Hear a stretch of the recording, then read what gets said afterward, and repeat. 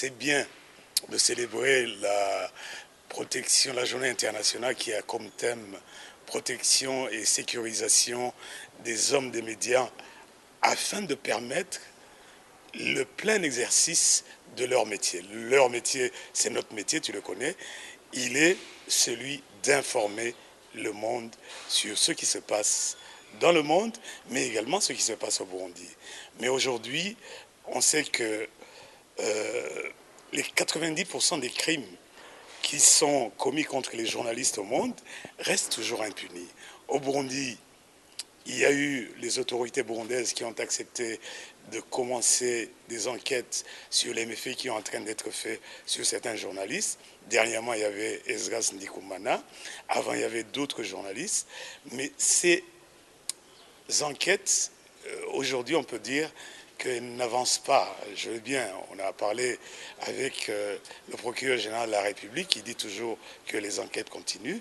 Mais aujourd'hui, on peut se demander pourquoi ces enquêtes ne vont pas aussi vite comme les autres enquêtes qui sont en train d'être menées par les autorités judiciaires burundaises. Y a-t-il un hic? Qu'est-ce qui va venir demain après-demain s'il y a d'autres journalistes qui sont dans le même cas qu'Esdras Ndikumana? Mais nous, on aimerait seulement faire notre métier librement, c'est-à-dire aller sur terrain, être protégé et également avoir un endroit où on peut faire notre métier. Il y a eu des journaux, il y a eu des radios qui ont été fermées, qui ont été détruites.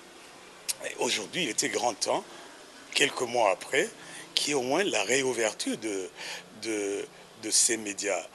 Ça va aider le Burundi dans le renforcement de la démocratie par le biais des médias. Ça va renforcer également la crédibilité de notre cher Burundi. Si on est en train de dire tous les jours, ouvrez les médias qui ont été, disons, détruits aujourd'hui, quelques mois après, c'est pour le bien de tout le monde. Imaginez-vous les informations qui circulent aujourd'hui, les rumeurs qui sont là. Mais si jamais il y avait des médias responsables aujourd'hui, on ne serait pas arrivé à ce degré, parce qu'il y a beaucoup, beaucoup de rumeurs, et les rumeurs, ça renforce quoi? Ça renforce également l'insécurité. Ce qui est intéressant, qu'est-ce que nous demandons? Rien que informer la population burundaise qui aujourd'hui qui ne sait pas où est la véritable information. Oui, de temps en temps, la radio-télévision nationale essaie de donner quelques bribes d'informations, mais la réalité des informations profondes n'est pas connue par la population burundaise.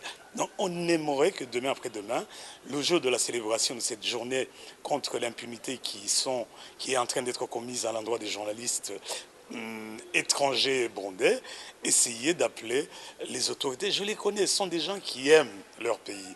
Si on pouvait au moins rendre cet espace médiatique assez libre, il y a beaucoup de choses qui ne se passeraient pas dans ce pays.